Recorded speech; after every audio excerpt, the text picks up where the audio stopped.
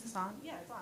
Hi, guys. So we are a group of very passionate people working in public spaces and around water, sanitation, and hygiene. And we're going to have a conversation today about trying to make hygiene a relevant conversation in the U.S. and how do we make sure that it is bridging water and sanitation conversations. It is kind of the poor, ugly sibling of water and sanitation in a lot of the WASH world, some might say. So what we want to do here is, because we have a really cool opportunity building this WASH convening, building a conversation of defining what this means and how can we actually make it useful and impactful for our work. So we've got some really cool people on our group, and I'll explain who those people are, but first just give a lay down of the land. We're going to take a couple minutes just to tell you who we are, so if you want to know who's going to talk to you and tell you professional stories, that's us five. And then we're going to really start by having a larger conversation as a group and then getting really deep into some of these questions you'll see on these flipboard papers on the wall, and just trying to get really deep in figuring out how do we suss out this hygiene stuff, knowing we're not going to necessarily solve it today, but let's try to get somewhere so we can do something practical with it. Then we're going to reflect. How do we feel about that? All good? Yeah, do you guys want to know who each other are in the room? Would you, yeah? Okay, so what about we do like name, location, and your role in your work? Does that work? Yeah? If there's anything specific about hygiene that you're like, I came because... Microphone. Oh, sorry. Or if there's anything specific you're like, I'm here because this hygiene question is burning inside of me, that'd be good for the room to hear, maybe. Yeah, cool. All right, I'm going to pass it here. Good afternoon, or in Alaska, it would be good morning. My name is Francine Moreno. I'm the Director of Rural Utility Management Services at ANTHC, the Alaska Native Tribal Health Consortium. And what was the other question? What do you do? I work, so ANTHC, a lot of people think of ANTHC as like the hospital of Alaska, and we have an engineering arm where we construct water and sewer systems throughout the state. In my department, we support communities after they've received their infrastructure to make sure that they're sustainable. There's utility billing, collections, operators are supported anytime there are emergencies because it's a matter of when, not if. And so everything that I do is operations and maintenance of water and sewer systems. Great. And then there was another. Okay. Good afternoon. I'm Shanna Yazi. I am coming from the community of Cameron, Arizona, which is located on Navajo Nation.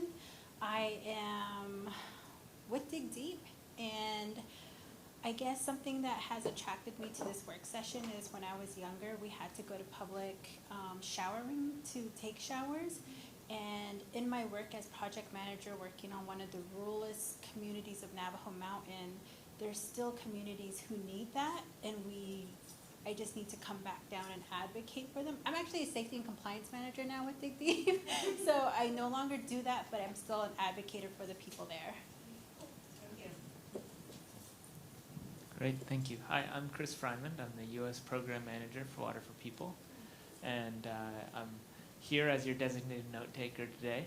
But I'm also very excited to be here and listen, and we're just starting a domestic WASH program, and so I'm excited to hear and see how we can incorporate this topic throughout.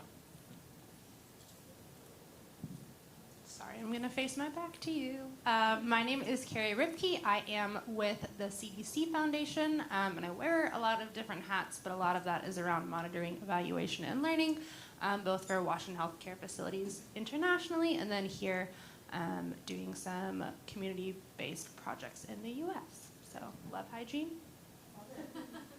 Hate hygiene. Hi, everyone. My name is Erin Kanzig. I use she, her pronouns. I'm coming from Detroit, Michigan. I work for a national nonprofit called River Network. I'm the Drinking Water Program Director. And I don't think about hygiene specifically as part of my work, but it definitely overlaps with water affordability issues and access when it comes to water shutoffs. So excited to learn from you all.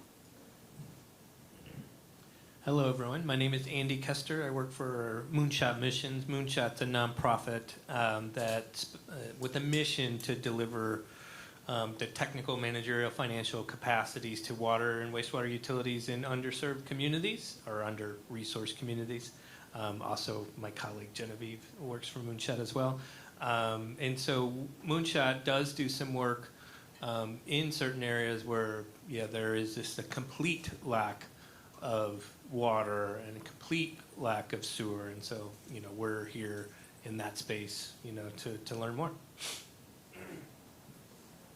Hi, I'm Tab Souza. I work for Red Feather Development Group in Flagstaff, Arizona. We do retrofits and weatherization on the Hopi and Navajo Nation. And my background is in healthcare, hence why I'm in hygiene. Hi, everyone. My name is Cecilia Lester, and I'm here from Love Beyond Walls, located in Atlanta. And we also serve the underserved community with showers and sinks for water access.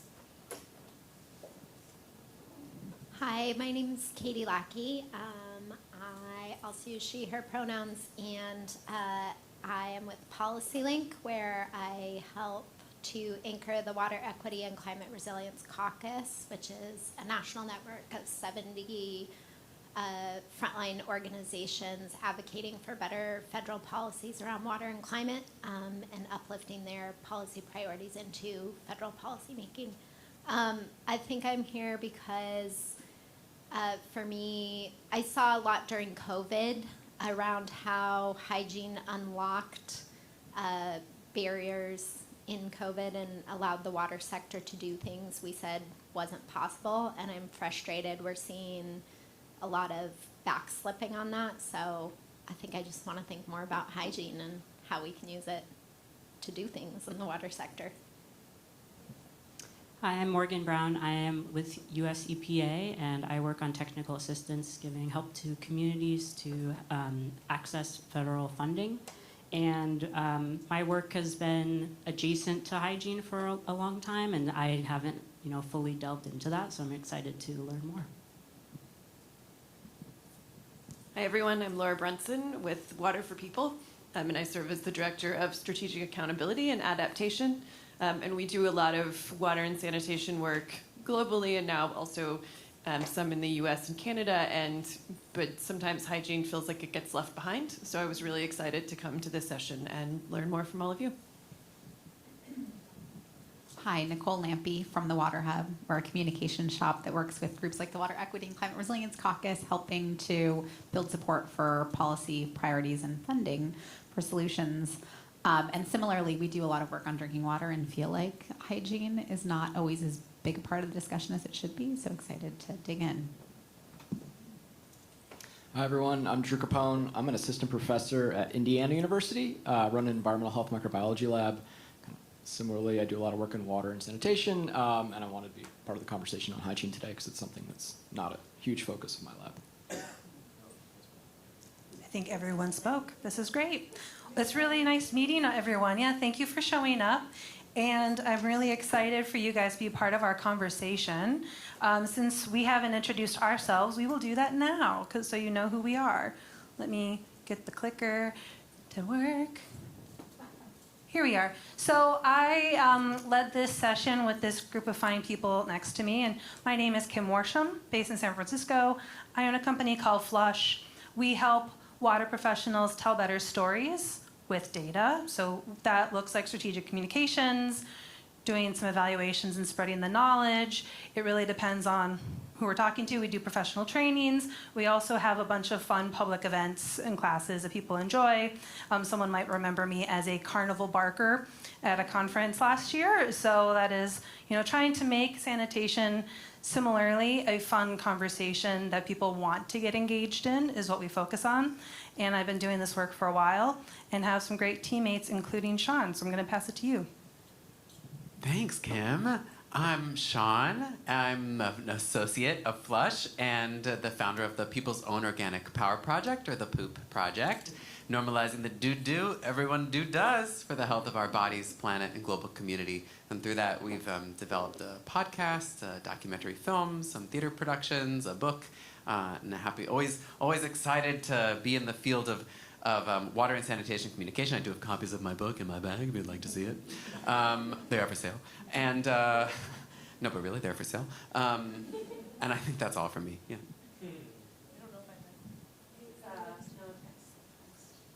I think that's all from me. Yeah, my name is Dr. Terrence Lester. I'm the founder and executive director of Love Beyond Walls. I'm also an associate professor at Simmons College of Kentucky, teaching in the area of public policy. I guess our work centers in advocacy work for those who are unhoused, grounding itself in narrative justice and equitable access to all the things that the unhoused community does not have access to. Right now in the United States, there is a public sanitation that is happening with this population as it relates to public policy and the criminalizing of those without an address. And so we help people access housing, identification recovery, health and medical access, counseling access, and also we do a lot of educational awareness. We launched the first museum in the United States that represents the subject of homelessness. It's called Dignity Museum, and you can Google that. So happy to be here and talk about all things hygiene as it relates to the unhoused population. Hi, I'm Genevieve Mancuso. Great to meet everyone. I work as a day job at Moonshot Missions with Andy, who introduced that. But I have long been a volunteer and board director at PHLUSH, the other PHLUSH, which stands for Public Hygiene Lets Us Stay Human. PHLUSH was pivotal in developing the Portland Loo restroom in conjunction with Portland State University, Portland, Oregon. As well as the city council had a task force that enabled that to occur. The Portland Loo manufacturers have had a lot of success around the country and now in other countries at selling these toilets that are effective and allow for this public hygiene to enter the space that is lacking in our country. There was formerly more access to, public restrooms, bathhouses, and that has really been decentralized over the decades in the last 50 years. So PHLUSH aims to recalibrate that conversation and bring that back to the forefront. I'll also add, we have gotten into some other sectors such as emergency response, what to do if there's a pipe breaking seismic or other disaster and you can't use your toilet.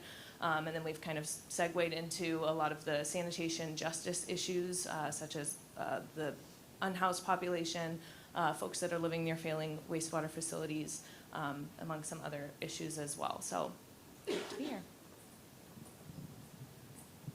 Hi, my name is Ashley Voisinet. I am the newest member of PHLUSH with a PH, and I'm relatively new to the WASH sector in general. I graduated in 2023 from Oregon State University with a master's in water policy and resource management. And my thesis was identifying WASH barriers within the unhoused population within Corvallis. And in doing so, I attempted to use the JMP service ladders to do that, which proved to be quite challenging. Yeah. Thanks for that. And so our team here in front of you has had many discussions about hygiene, because you might notice we all have varied experiences with it, especially in public places. But we were having this conversation about what is hygiene exactly, because the word is kind of punted around a lot. And we often in the developing world call it for hand washing, and the JMP, like Ashley was talking about, is just about hand washing, but we have this unique opportunity to make it more relevant beyond hand washing, because hygiene's a lot of stuff. So I'm going to pass it on to Genevieve to talk about this. Yeah, so as we mentioned, personal hygiene, the items of hygiene that are kind of related to health, the hand washing, facial cleanliness, dental, bathing. We just learned in the UK they are mandating dental hygiene to be taught in schools growing up, which I thought was kind of cute, and reflects kind of the societal shift in really prioritizing the value of hygiene. Environmental hygiene, housekeeping, trash management is often, hygiene and sanitation are often grouped with the trash collection, which we really don't talk about a lot in this space, and it does overlap with public utilities and city management and those kinds of things. Gendered hygiene, menstrual hygiene has really been starting to be discussed on the forefront, both in developing and developed areas. And there's a lot of overlap that I've seen in public restrooms and access to menstrual products. Food hygiene, keeping your food clean before you eat it, as well as the issues that come with improper sanitation that can impact food hygiene. Other hygiene, we've heard sleep hygiene come up a lot lately, mental hygiene, social, sexual, data hygiene. I had to add that one in because Andy, as my supervisor, likes to, we use Monday.com for our project management software, and he says, we need to work on our Monday hygiene. And so actually that kind of comment when we were discussing made me start to think about, yes, hygiene is so health related, but it really just comes down to good habits, or like healthy habits in kind of many, many varied aspects of our lives. So just saying all of those examples, you might have more that we would love to hear, but just to kind of get your brain juices flowing on like what is hygiene and how can we define it. Thank you. Yes, please, Shawn. So in some of our research up to this, I found some other definitions that I think could be helpful to just seed the conversation. This is from researchers Boot and Cairncross. Hygiene is the practice of keeping oneself and one's surroundings clean, especially in order to prevent illness or the spread of diseases. And then UNICEF and WHO define hygiene as a range of behaviors that help to maintain health and prevent the spread of diseases, including hand washing, menstrual hygiene management, food hygiene. I also found some lovely slides that I think helped me think about some others, like cleaning clothes, wearing clean linen and towels, properly cleansing and treating wounds, which is obviously much more in the kind of medical, even visiting the doctor and dentist regularly, suppressing bad habits such as nose picking, touching the face, biting nails. So I think part of where we were all entering into this conversation is like, we know how WASH in the international sector has understood hygiene, but what does it mean to re-understand hygiene in this broader US WASH? Yeah, thank you. And I think the interesting thing too as well is, we all come from sanitation, and a lot of this stuff overlaps with sanitation work as well, so it's also hard sometimes to parse it out, which is also why we're like, well, let's define it, let's take time for us all to figure that out, which we will get to, but we also just want to make sure we frame a little bit in terms of where, and there's a lot of words here, don't worry, you don't have to read it all. This is more of just memory for us to keep track of all the things. Basically, we're talking about public hygiene, right? Because it's really hard sometimes to think about hygiene in the household. It's hard because that becomes a behavior change thing only, and that's hard to implement. And people, especially in the U.S., are very reluctant to open their doors and have people change their behaviors inside all the time. But we were also there's also other places where hygiene is important, especially on the environmental side, right? There's public places, and we're talking about the houseless population. They're in parks, they're in malls, they're outside on streets, schools, transit systems, right? Looking at even museums, hospitals, healthcare has gotten a lot of intel on hygiene, but it's often stuck itself into the healthcare institutions, right? And doesn't really get out very much. And even transits, right? So a lot of people who are immigrants or maybe illegal immigrants who are working on farms, do they have hygiene access on the fields? So we were really looking at public places as an interesting concept to frame how do we define what this hygiene world looks like for us in the US. So since we don't have to get pigeonholed into this household mentality like we have oftentimes overseas. And it's a really nice place too for us to make it a bigger social justice conversation about houselessness, about making sure women can menstruate in public without having problems perhaps, or even just talking about the fact that how do we keep hygiene environmentally speaking, and what does that mean, and how do we hold people accountable? Anyone on the team want to share anything on this? I'm just babbling here. Cool.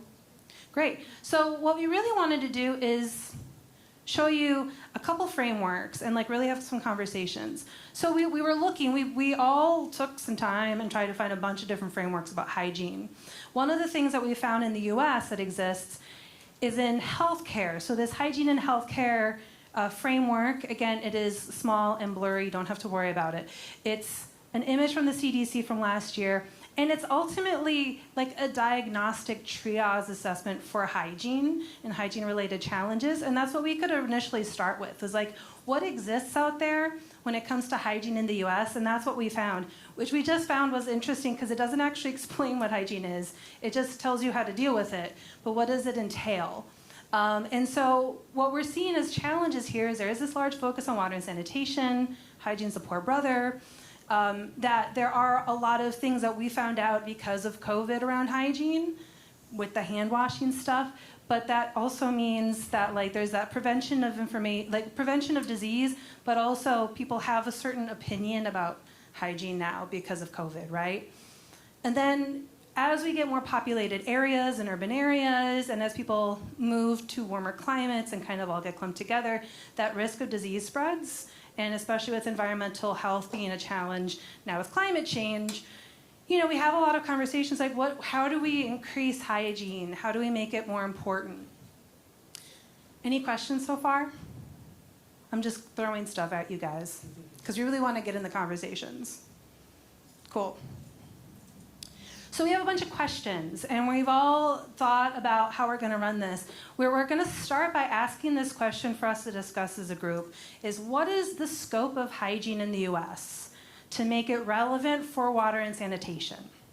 What is it?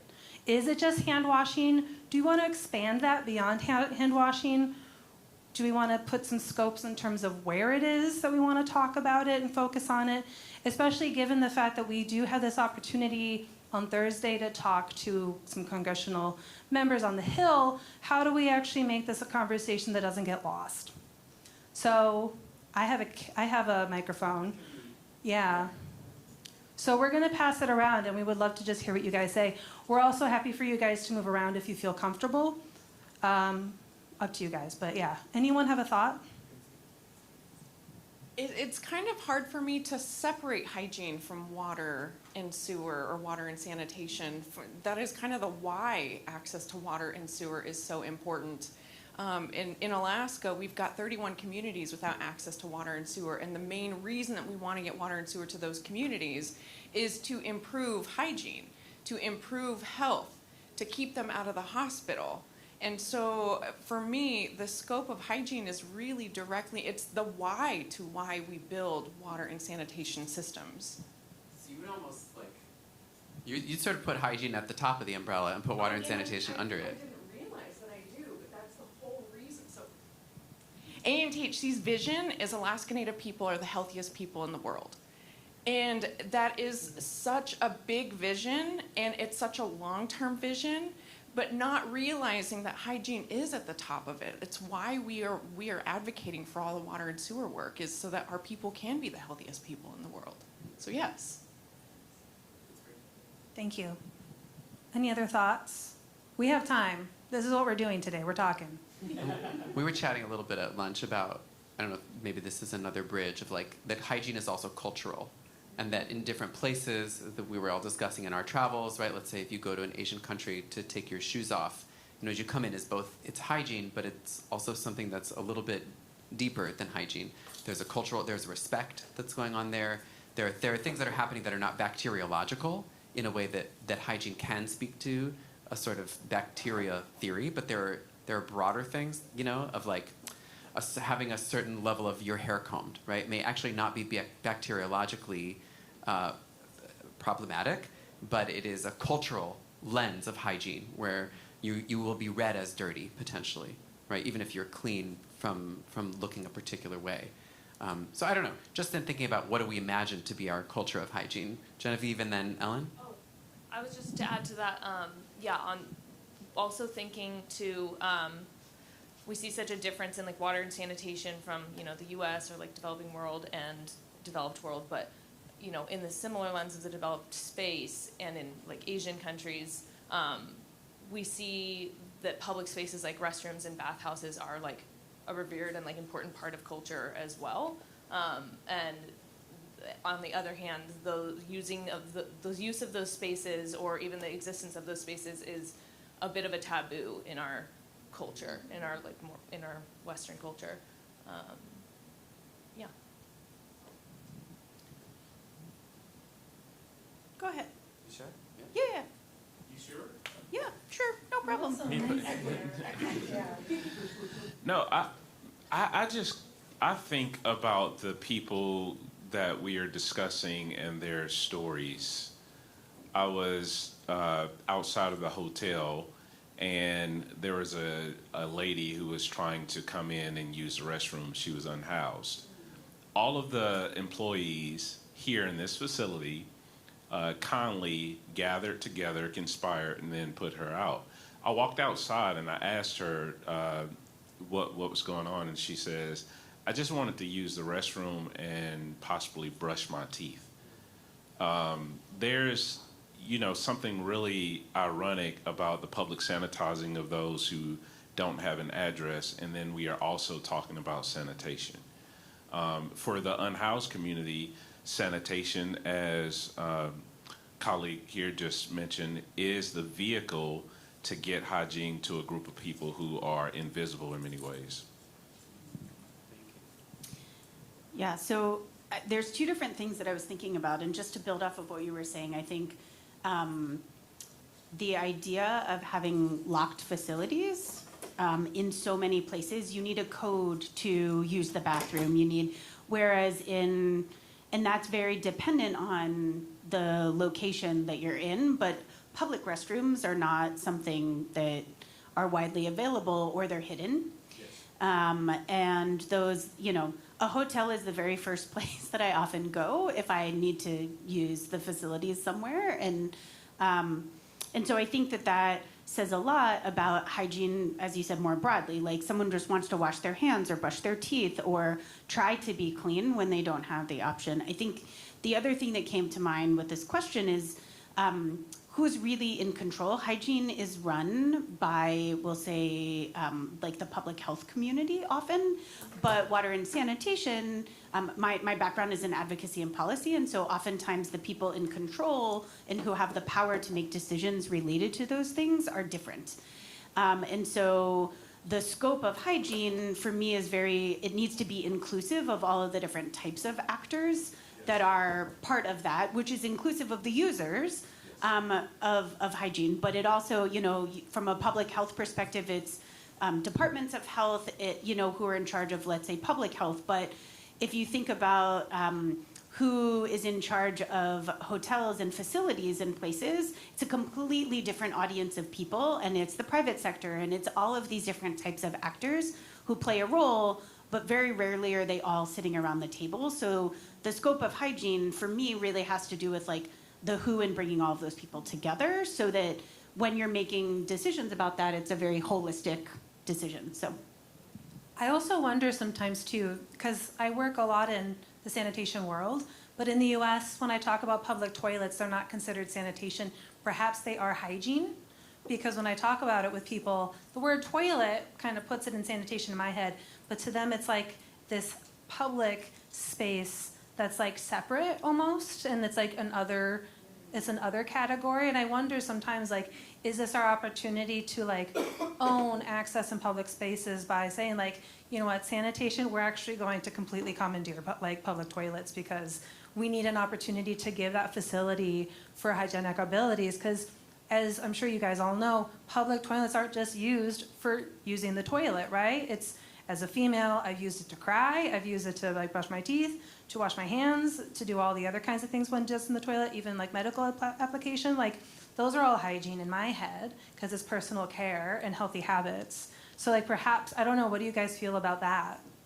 I just want to, because I think I was pinning on the same thing to Kim, of like, and I think why it gets so buried is because in the wash sector, it's like, it's about building toilets, and the toilet space is where the hygiene happens with the washing hands. And so I'm curious if there's like a coupling or an uncoupling that wants to happen here. because we're talking about, right, these spaces that on the one hand are for these things, on the other are not for these things. Like the Portland Loo is an interesting example of a space that is really good at permitting certain kinds of behavior in a public toilet, and also part of its design is about limiting other kinds of behaviors in a public toilet.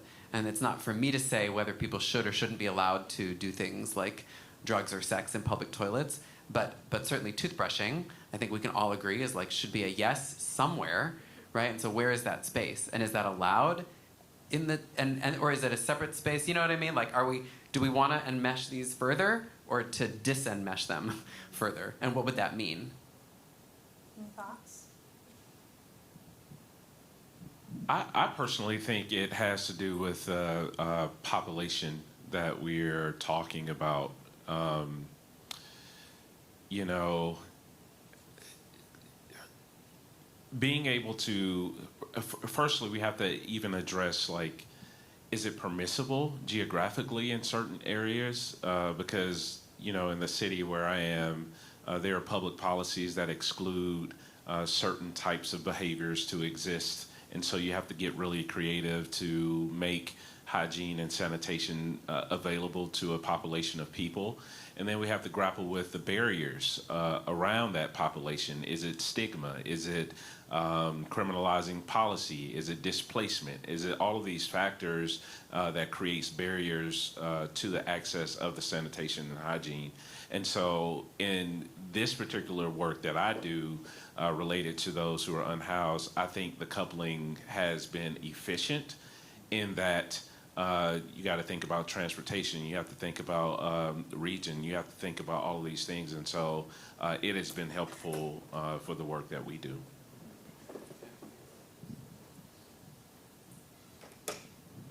I'll just add to that and say that in my work that I've found that all of the barriers that I had come across were incredibly interlinked. You couldn't tackle one thing without going 3 steps ahead and thinking about how the outcome is going to be and the consequences. And I think you're correct in saying that we have to think about the population because that's for the unhoused. Mm-hmm. However, a migrant worker who needs wash access may have different challenges.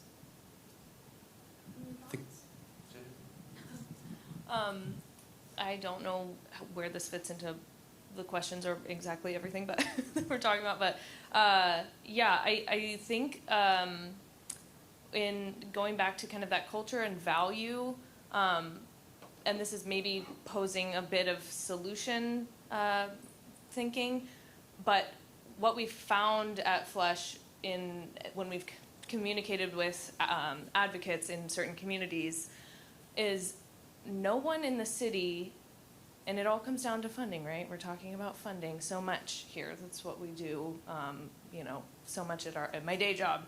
It's all about how are you going to fund this project, and so many people can support having a public toilet, but then you go to the city and it's who, as you're discussing, who is responsible. And when we stopped, you know, having public toilets in the 70s for various reasons, yeah, there was not. It's like, is it public health? Is it Parks and Rec? Is it transportation? Lots of people like toilets at a bus station. Who's going to take the responsibility? And then on top of that, who's going to do the operations and maintenance? Because like it or not, these things get messy, especially with certain uses that may be made of them. And that is why they're locked all the time, is because we don't value people working those jobs. We don't value putting that in our budget. We don't value hiring for that. Sorry, there's just one example that I think directly relates to that. So I took a tour of New York City's public toilets, which was really awesome. And in the subway, in a particular subway station,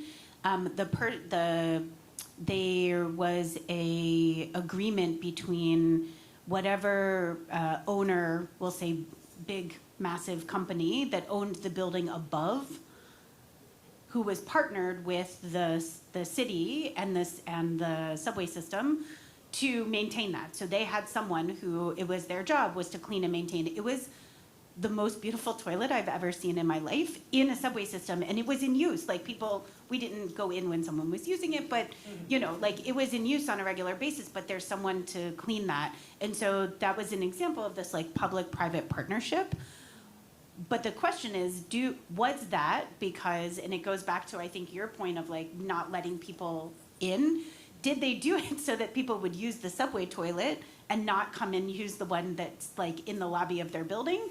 Or were they being altruistic? Like, I don't know why, but I think it was a really good example of this like public-private partnership that allowed, because no one wants to, the other reason that so many of them don't get used is because they're gross and disgusting, and so people try to avoid them, but some people don't have an option but to use them. And so how do you provide a clean and safe space for people to use? I mean, I feel like there's a cultural thing that's coming up here, again, of like, what does it mean to fund them, to deprioritize, to not necessarily use them respectfully, potentially, or, you know, if you don't have access, that's like a slightly separate issue, but sometimes these things are amenable. I think there's also, you know, for those of you in DC, Throne is a startup that has taken great advantage of this.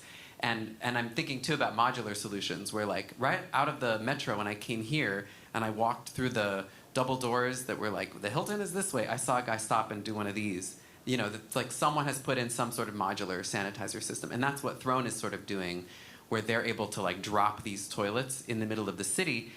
And it's an interesting thing, because the city doesn't want to pay to plumb permanent toilets, but Throne is, I mean, I don't know what they're making, but they seem to be doing quite well. They're venture capital, so I'm not sure if they've made money back, but they're in conversations now with San Francisco and Los Angeles, with Ann Arbor. I'd be curious to check in with some of our folks from rural areas, too, based off of I know we've talked a lot about houseless situation. That's not to preclude someone else speaking, but I just want to, I'm looking at you two because I know you both represented that. Yeah, and I'm going to pass it on to her in a second, too. But like, I live in San Francisco. I don't know if you all heard about the scandal of the $1.7 million toilet installation. So it's actually 2 blocks from my house. And I went to the installation celebration, and it got installed because someone donated $1 million to install a toilet. So it didn't actually solve the problem.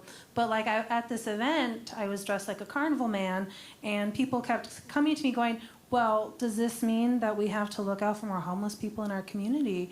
And I was just like, why is that a problem? Like, they need to use a toilet. Would you rather them go outside and like ruin your perfectly beautiful, quaint little San Francisco area? Like, it's just kind of interesting too, the concept of like acceptability of hygiene, and taking the idea of hygiene away actually makes the hygiene challenge worse, because if you don't give them access, they're going to make the hygiene problem worse by going outside, because that's the only option.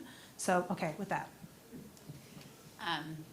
Yeah, something you said, so I appreciate the focus on the people who are impacted, right, unhoused people, migrant farm workers, et cetera. But it occurs to me that this is like, in some ways, there's a tension here, because, in fact, public toilets are, like, I'm a mother. Like, I had so many times being out with my daughter at the farmer's market or on a bike ride where I'm like, what am I going to do with my potty training kid?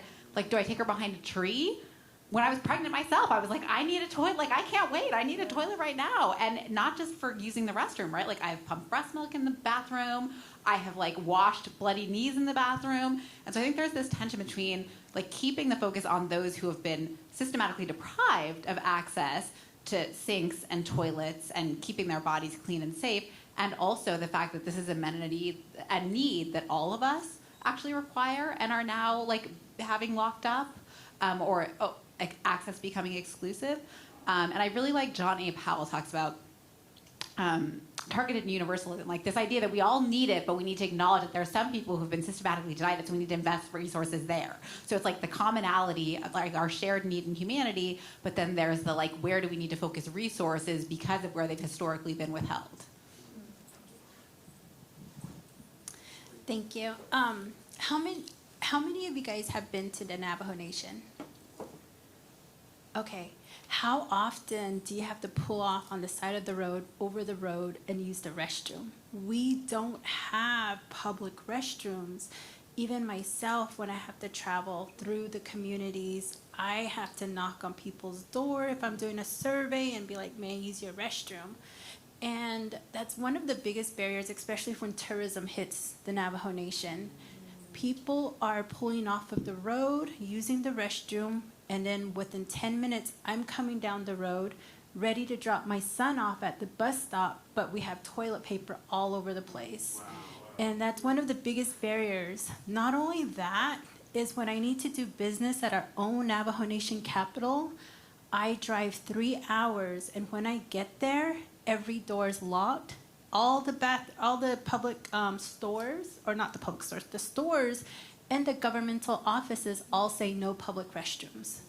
So I have to like stop everywhere, and then I have to eventually go over the hill into the bushes behind the tree to use the restroom on my own Navajo Nation land, that's the part that I just don't quite understand. And so when I get the lock code at our governmental office where the Navajo Nation's offices are at, and somebody tells me that lock code, I'll share it through social media. I'm like, you need to use the restroom and you're in Window Rock, here's the lock code, because that's what you have to do.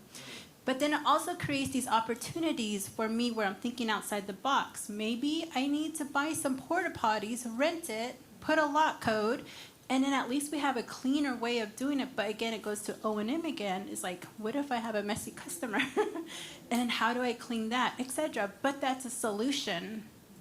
And then especially for Navajo women, one of the things we're taught is you don't go out and about to do things, especially when you're menstruating.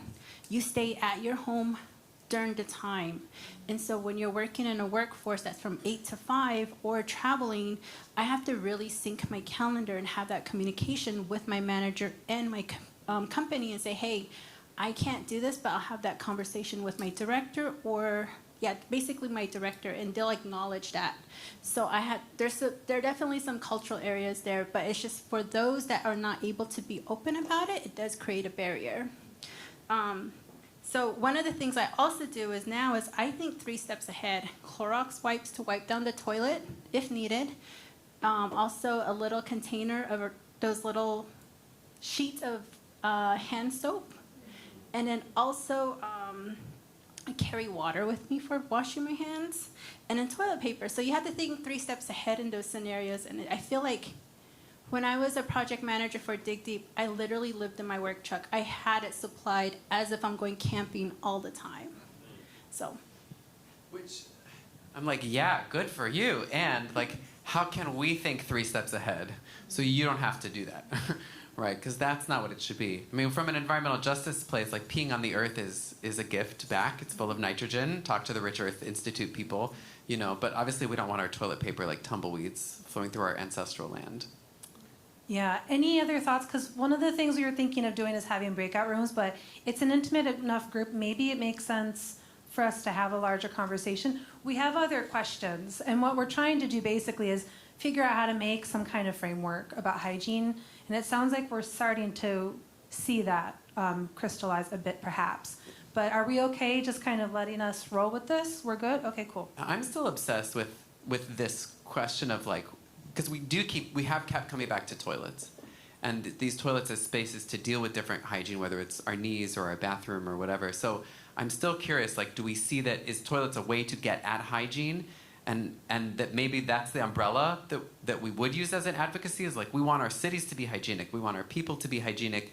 I don't love that word. I'd like to use a different word, actually, but healthy, let's say, and healthy means they have hygiene, and therefore we need these utilities, or like, is it worth imagining hygiene investments that are not public toilet or otherwise like bathroom-centric infrastructure as a sector, at least? I just put that back out there.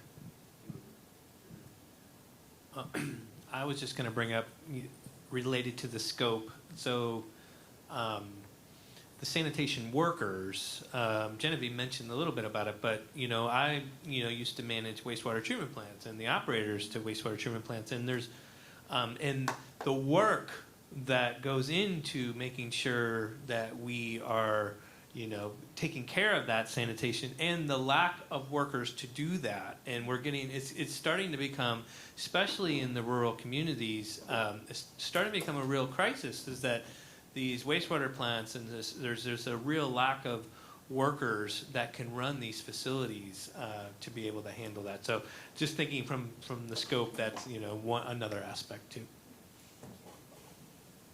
Yeah, you talking. I was just thinking a little bit about like data-driven projects or decision-making. That right, the importance of having, if your project is rooted in the local context, understanding how are people. If the focus really is on building toilets, well, what are the other complementary interventions that need to be there? Is it, if it's in downtown city, we need to have dog poop bags, or do we need to have a place for safe needle disposal? But that's all rooted in the local context and understanding who is using the infrastructure and what other type of complementary interventions need to be there to best serve those needs.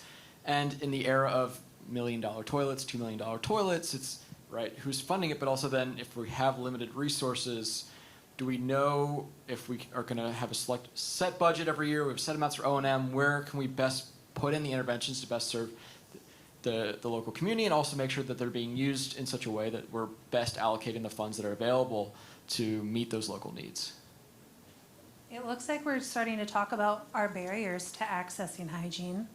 And it sounds like there's a lot of barriers, right? There's the cost, there's the people, there's the fact that it's not there, right? And there's this barrier. I know, Terrence, we've talked a bit about like barriers, like conceptual barriers or like stereotypical barriers. I don't know if you don't want to speak to that at all. But there's a lot of different barriers, and it sounds like the contexts, like you're saying, are quite important to identify what the barriers are because they're so vast. They're everywhere. Everything's a barrier. Yeah, I just think that, to your point, that we should reframe language. I like to think of hygiene and sanitation under the umbrella of wellness. And we need to advocate for wellness specific to whatever social location we're speaking about. And wellness can include rest, sanitation, access to hygiene. Wellness is even community. Wellness is environmental, wellness is occupational, wellness is the central thing that we are all discussing. And when we talk about wellness, we have to grapple with the question, do we advocate for wellness for all, to your point? Because wellness is a human dignity that we're discussing. And if human dignity is central to the idea of wellness, then that should be accessible to all people, no matter what social location they emerge from. When I talk about stigma, though, social stigma, we also have to grapple with this idea of power. Who has the power to define? Who has the power to decide who has access? Who has the power to decide who is excluded from that access, right? And when we really wrestle with power as a barrier, we need to advocate for people to be included in the discussion. We were talking earlier, and a quote came up that if you're not invited to the table, then that must mean that you're on the menu. We also need to consider, how do we even create tables within the context of community where we are going to the communal table, where we're including the voices that have been silenced from this discussion. I'm always talking about how do we pass the microphone as a way of truly understanding what a community needs, as opposed to bringing our own ideas into that community. But that's a power dynamic that we have to address.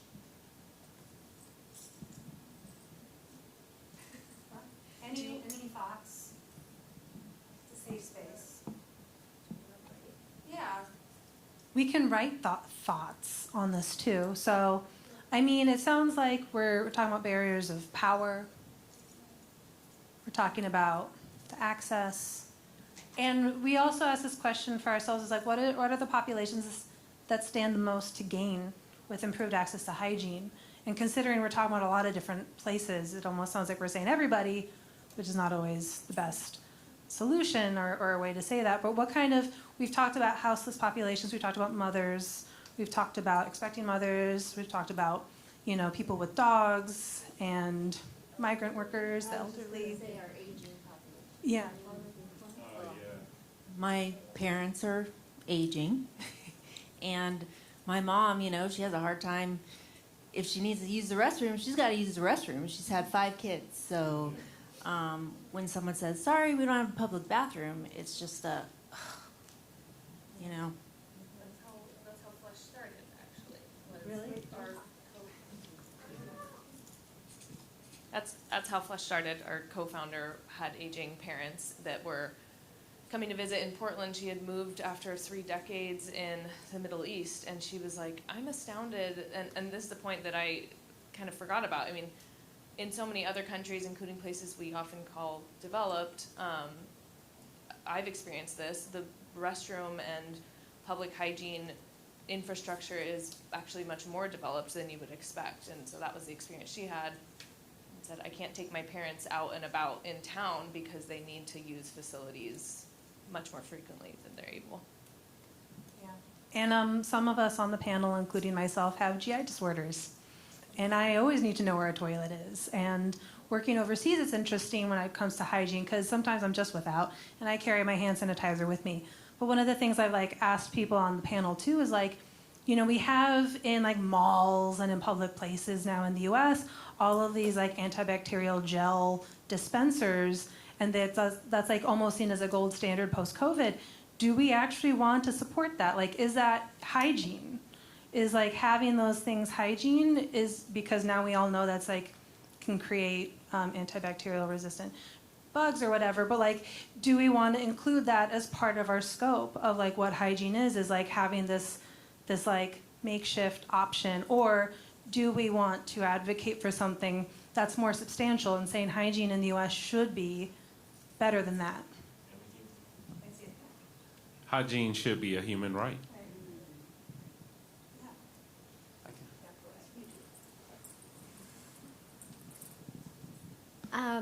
I have been thinking about this idea of investing in toilets and bathrooms as the spaces where a lot of these hygiene activities happen, and I just really appreciate your comment around reframing for wellness, because I think one of the biggest barriers in accessing hygiene in the US is really that we lack a culture of care around spaces like bathrooms and toilets. And when we're talking about all these places where we're preventing certain populations from accessing hygiene and locking people out of public spaces, the one place or the image that keeps coming back to my head of where that breaks down is in public bathrooms in airports. Because when people are traveling and are away from their homes and have no space to do all of these hygiene activities, that's the one place where I feel like we have a culture of care for all these things that you do in private and that you do if you have the privilege of having your own bathroom that suddenly become public. And there's almost this I think kind of shared experience of the weary traveler who's brushing their teeth and your toothpaste dribbles, or you're using a wet paper towel to wipe your armpits or things like that. And why is it okay in airports, and why do we have a culture of care when we're all vulnerable in that space, but not in public bathrooms in the general public spaces? So I don't really know where I'm going with that, but I feel like there's just this huge barrier around a culture of care, and we know how to break it down, but how do we infuse that into other spaces and extend it to advocating for wellness for all instead of these certain circumstances? Yeah, I just want to kind of add to that. I think that that's right, that the reframe of wellness is really helpful, and I think it helps in ways of establishing a vision, the outcome that we want to see, because it's not about the number of toilets necessarily. It's yes, we need to have toilets, yes. How would you have a toilet and no place to wash your hands, right? That actually doesn't make sense, right? So I think the more we try to kind of pull apart things, the less helpful it is. I think the more that we can establish a common vision about wellness and creating spaces in public for people to be well, and whether that's rest as opposed to you can't sit here for this long, you can't lay down in the park, you can't, all of those things. It's the vision that needs to change, and I think the big distinction, going back to your points about power, is in the airport everybody's paid for a ticket, right? So it's the commodification, again, of kind of this thing that should not be commodified. So if you have the money and the resources to pay for a ticket, then you expect a certain level of service. And I think going back to, you know, how do you create these public spaces where it's not commodified, where you're, you know, of course operating and maintenance is important. Of course somebody has to pay for it. I am a money person. I am always about, well, who's gonna handle that and who's responsible and how's it gonna get taken care of? And no, I don't wanna do something new and innovative if there's no funding to actually make sure that it's gonna work. You know, like a 6-month innovation, that's not helpful necessarily unless you can kind of build in how are we going to make it work. So I would, and as a generalist, you know, I can say all these things and then like look around the room and be like, yeah, how are we going to do it? But I think that there is something in terms of having a shared vision about wellness and not getting hemmed up on like, is it going to be in a bus station? I mean, to me, libraries and parks are the best places in the world and some of the most public places. And we should be thinking about how do we create respite areas and carving out of that public space or creating space within things that people already inherently think of as public. With parks, again, it's a little bit tough right now in this moment. And I think that there's this total retrenchment from like living a public life and people being organized civically and civically minded.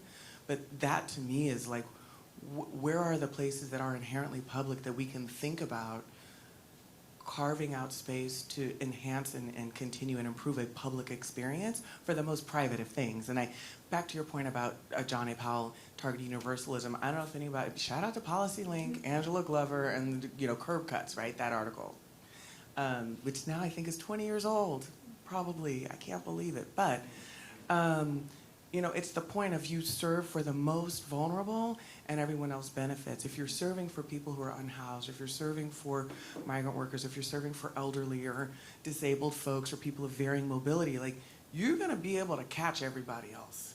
And I think that that's kind of maybe where it would be most helpful for us to figure out like how do we leverage what's already working that's not quite so controversial and make it more relevant, applicable, and helpful for the folks who need it most.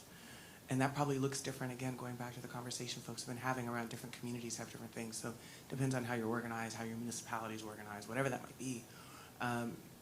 But there, I mean, there's a lot here, and I think part of the problem in the modern age is that we overcomplicate so much. You know, and it's like there should be toilets. Like, it doesn't need to be more that's toilets and hygiene. That's okay, great, how are we gonna do it, you know? And who has the capacity to do it already? And most of the time that's a municipal agency. So how do we organize ourselves to kind of move that agenda?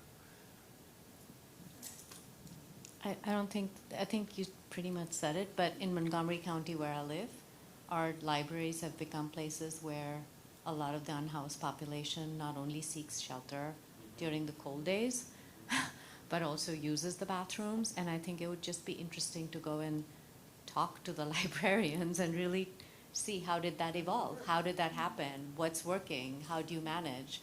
And so I'm not saying I have a solution. I'm just telling you that whether it's Silver Spring or Tacoma Park or Bethesda or Rockville, that's where our libraries have unhoused populations sheltering there in the cold, in the hot. They read there. You can see them. I work in the libraries very often. They use the bathroom. The bathroom's not much dirtier than I would expect it to be if 25-year-olds used it, right? Like, so I just don't think it's just something. Also, having worked internationally, like for, I don't know, many, many years and having heard all of these same issues, I think somebody said this, it's not rocket science. Yes, it is an issue of sort of finding the will to provide a public bathroom. There are plenty of cities in the world which have much less money that have public bathrooms with attendants in them, right? Like, it's not that complicated. I have a proposal about us trying to define this right now. It sounds like we're really like gearing on this public toilet idea. And it also sounds like it's public toilet always with a sink, right? Like always with an option to be hygienic and do hygienic practices that is available and non-discriminated, like is accessible to all people, bar none. Do we feel comfortable with that idea as like our definition of hygiene in the US? Does that encompass what we're talking about? It's not enough if We are too big. It is a very vague topic. And like we are talking about this idea of wellness. Oh, vague. Bathe. Bathe. I'm sorry, my vision and my hearing is not good. It's fine for hygiene. Sure. And hygiene. Yeah. But, your hands are part of your Right. body. Right, yeah. That's a good point. Yeah. I do. A lot of this conversation is very important conversation, and it's super relevant to where I currently live in Anchorage, Alaska. Anchorage is 300,000 people. But the work that I do is in rural Alaska. And in rural Alaska, it's actually the opposite problem. We have public washaterias where people can go and shower and wash their clothes and go to the bathroom. But imagine if you went to sleep in your home, woke up, and you could not go to the bathroom, or you had to go to the bathroom in a 5-gallon bucket, and then have the kids and elders bring that bucket to a central place to then get rid of. And so in Alaska, in rural Alaska, I would say, and I would get very specific to funding, is eligibility. And that for me is extremely frustrating when you're thinking about funding. And now we're in a world of like, there's lots of funding, but now there's these eligibility criteria. And the eligibility criteria are ensuring that our unserved communities do not access this funding because they can't demonstrate the ability to operate and maintain their water and sewer infrastructure. And that is saying that my family and my friends cannot have access to water and sewer because they can't demonstrate operating and maintaining something that they don't even have in the first place. And so for me, that is completely heartbreaking. And then I would also like to emphasize the operations and maintenance. When you're thinking about that eligibility criteria, you also have to think about, in Alaska, the reasons that our unserved communities do not have access is because not only is it expensive to construct in rural Alaska, but it's also really expensive to afford in rural Alaska. And so in Anchorage, our utility rate is $120 a month. In my rural communities, $250 in some communities per month. In communities where jobs are very minimal, you oftentimes have a small population with limited jobs and inability to afford water and sewer utility bills. And so when I'm thinking about operations and maintenance funding, it's not just having funding for the costs, but then also having funding for those that have low income. And so I know that that is something that is universal throughout the United States, is there are low income people that cannot afford even the water and sewer utility rate in their home. And so affordability is really, really important. It's something that I think everybody should advocate for, is having funding programs available to help offset or subsidize water and sewer rates so that so that everybody in the world can have access to water and sewer. But then we also have to fight this eligibility criteria in the funding requirements. And so I just wanted to share the perspective from rural Alaska in that public restrooms for us are available if they are functioning. So oftentimes there's not enough funding to then operate the washateria. And so then you have nothing in entire communities. And when you're thinking of a rural Alaska community, there's populations sometimes between 300 and 500 people and maybe 30 to 80 homes. And so when you're thinking of that small of a population, to me it's frustrating that people think, well, it's too small of a community, you don't have economies of scale, and you can't demonstrate ability to operate and maintain your system. So you just don't get water and sewer access.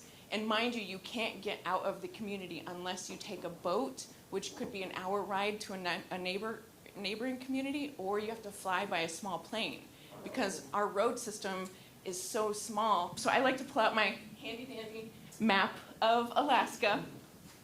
Our road system is this small of an area.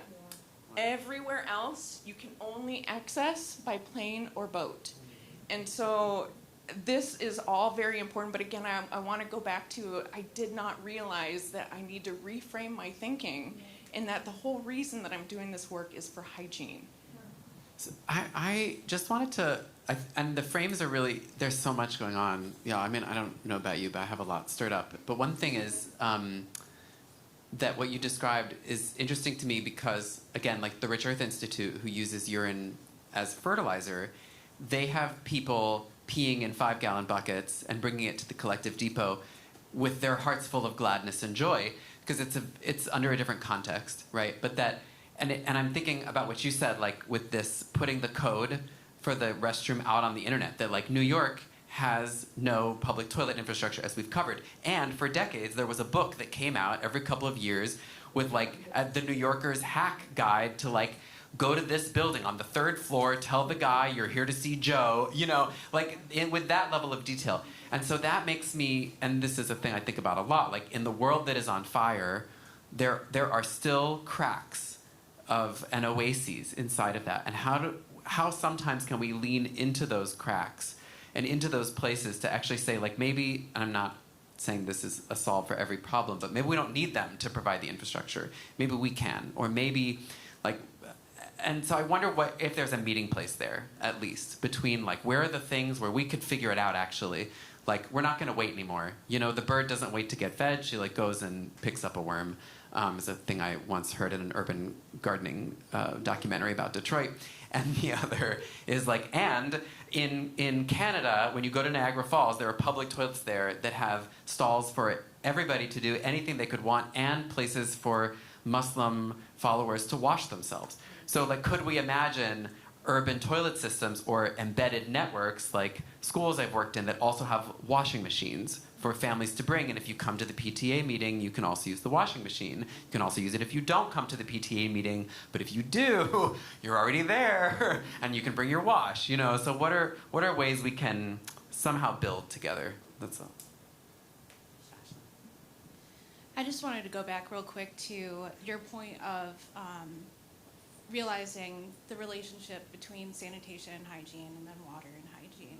But really, it's a triangle, right? They're all interconnected, because sanitation is equally connected to water, as for water contamination, as water is to sanitation. So it's really just a big circle, you know, cycle that we're going through. And I also wanted to bring up, so the question of reassessing existing frameworks.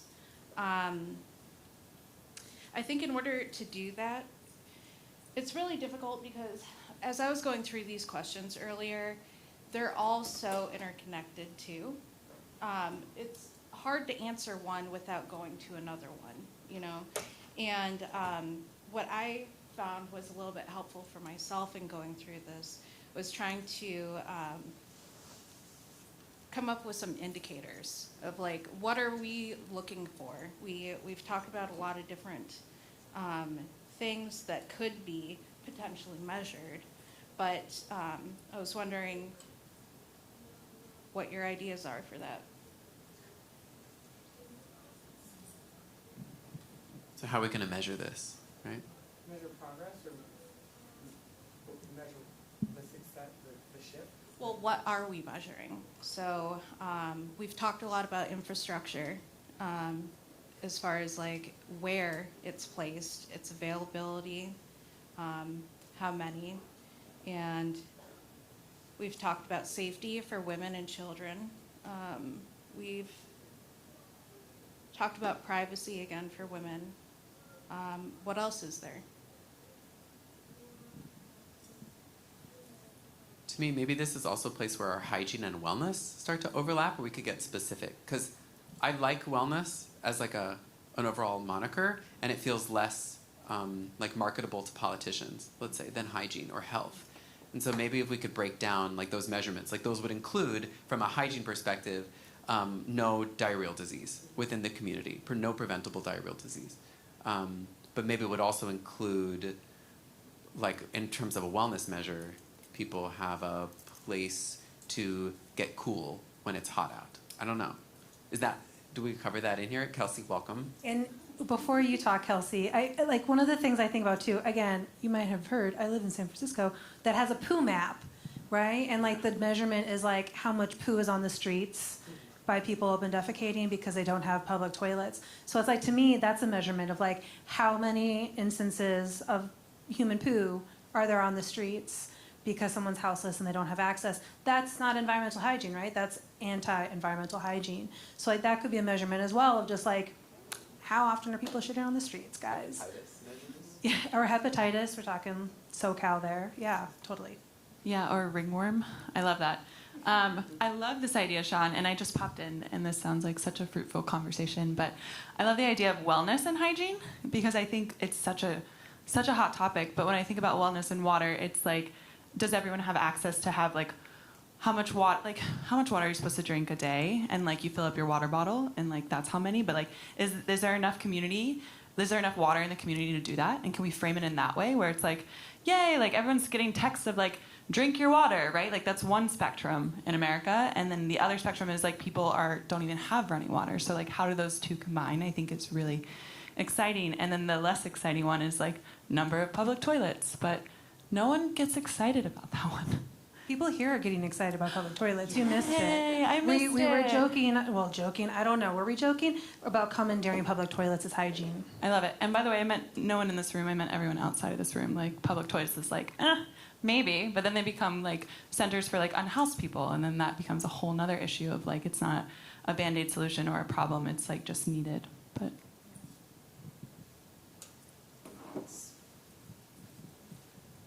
this is not an indicator, but when Katie was talking about a culture of care, what it brought up for me, especially as we've been talking about like the challenges around operations and maintenance of public toilets, is it made me think of, I went on a tour in Richmond, California recently of this urban farm, and they are on the way to the dump. And the reason I bring this up is because they recently built Contra Costa County's first composting public toilet, which was quite a permitting fight. And their intention is to have it be accessible to everyone, people who are driving to the dump and need a place to use the bathroom. But their whole culture on this farm is like, if we beautify things and we invite people in, then the community will care for the thing. And they've seen this happen.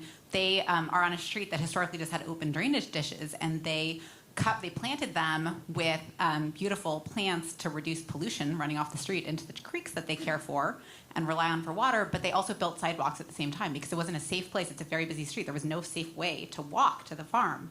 And they found that once they planted and beautified the drainage ditches, people stopped dumping televisions and couches and bags of trash into them. And they have the same hope for their public toilet, is that they've made the space inviting for everyone. Then hopefully people will collectively care for it. And it does not mean that we don't need to have bathroom maintenance built into our budgets, but I think when we stop othering public toilets as something for someone else who doesn't have a home, then hopefully we can collectively agree that they need to be cared for lovingly, not just grudgingly. Yeah, that is good. It's like Ellen's example of that bathroom in New York City, right? It's like everyone wants to use that bathroom. Has anybody been to Japan?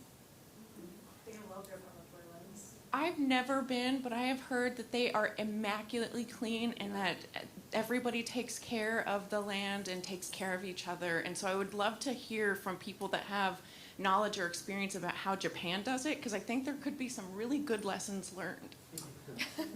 I have not been to Japan, but I have been to South Korea, and interesting history, but similar cultural values that we were kind of talking about earlier. That trip really made me start thinking about. They have bathrooms. I went on a bike trip, and they had bathrooms all along this bike path across the country, basically. And along with in more urban spaces, they also had, and I do think it's really interesting because they are experiencing such a reduced birth rate, but they still valued maternity. And to what you're speaking, they had pumping rooms that were next to some of those public bathrooms. So this is also kind of speaking to more of the other spaces that we do hygiene. They also really, that's also the bathing culture is very important to them and very universal. So like even a small tiny town would have a bathhouse, and in any of the bathhouses you're allowed to stay at them overnight. If you can bring, I don't know if they have blankets and stuff available, but you can bring your own, and anyone is welcome to stay in them. So I feel like that was a really good example of like holistic hygiene that I would love to aspire to. I would say similar, like New Zealand. I was in New Zealand last year, and they actually have a whole culture of beautifying public toilets to encourage people to use them. And so I ended up dragging my partner across the country to go look at wild public toilets, like a giant dog and a boat looking one, and an entire building that was like a living building that had a public toilet. And one of these communities had become so famous for their access of a beautiful system that they actually built an entirely new public toilet facility with showers and with large hygiene places like commodes and whatever.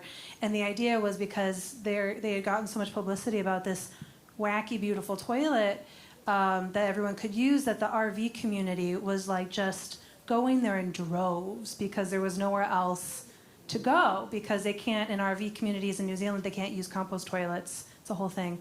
And so they were going to this one place, which is not particularly urban. It's pretty far out there, but like they had an entire like culture of people wanting to try the hygiene. And like Sharon, like I went to the bathroom and someone came out and they had their entire shower kit with them, like ready to go in after me to take a shower. And so it was actively used. It was quite beautiful to watch. I mean, but also, you know, they don't have the same, you know, societal challenges we have in New Zealand as we do here, but it was really refreshing to see how they like took pride in like making public toilets not just this like public, like a public wait. It became this place of like attraction, of like, please come and use the toilet. And it ended up paying for itself because the tourism dollars are coming in. People are, I'm not the only person who's looking at the public toilets, my friends. And it's just an interesting concept of this culture of care that can actually end up supporting the operations of it. And every toilet I went to, because I tried all of them, were beautiful and well maintained, and people were using them. And so clearly there was something going on there. Of course, they have government banking on that stuff as well. But I mean, the communities had people coming in and they were growing as towns and stuff. I just went off on the whole thing. It brings off like where... We also created an act in 2020 as a government to end homelessness. Yeah, so I just, the whole idea around the language we use, you know, to have values without the reframing part only creates a system for things to repeat itself. And so how do we begin to create indicators where we are actually educating people to reframe language around what we're discussing?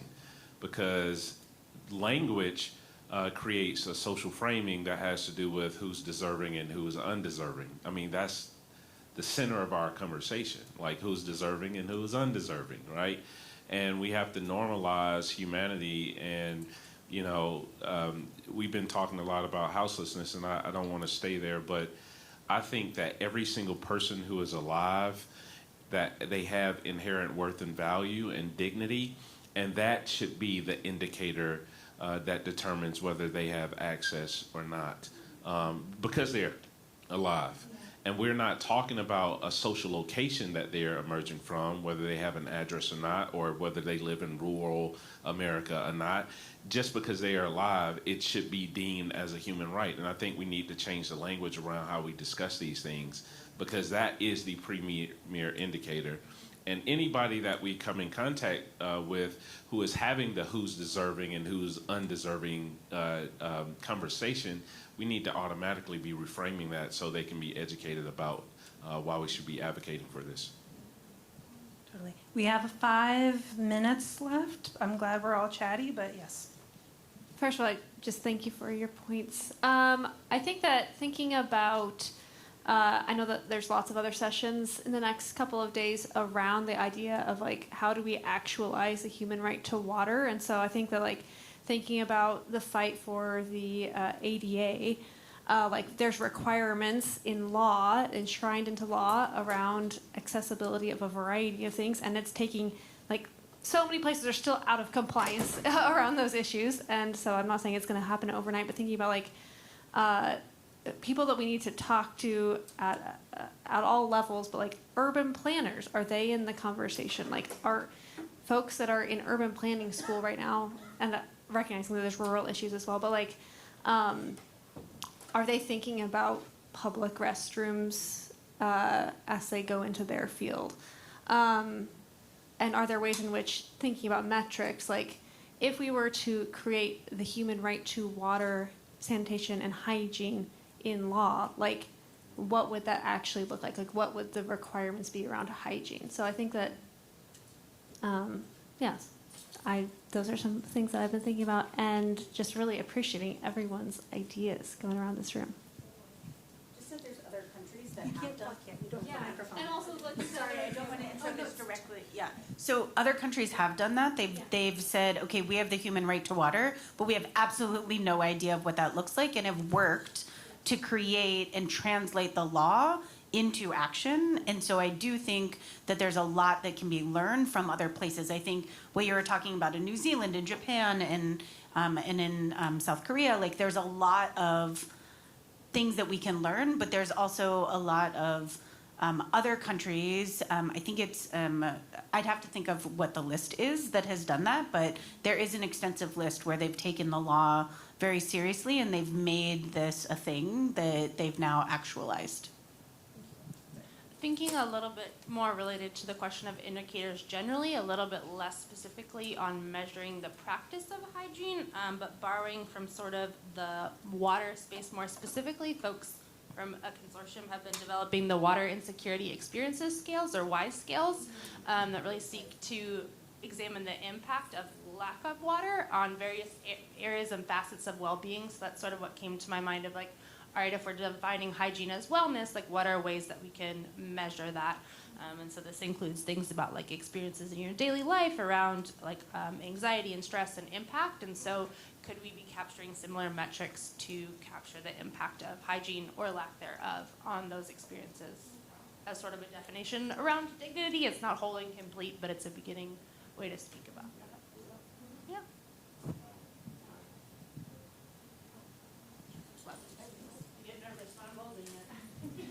Just to comment on something you brought up about the ADA compliance. On Navajo, when we have these big fairs, carnivals, events, it's on dirt.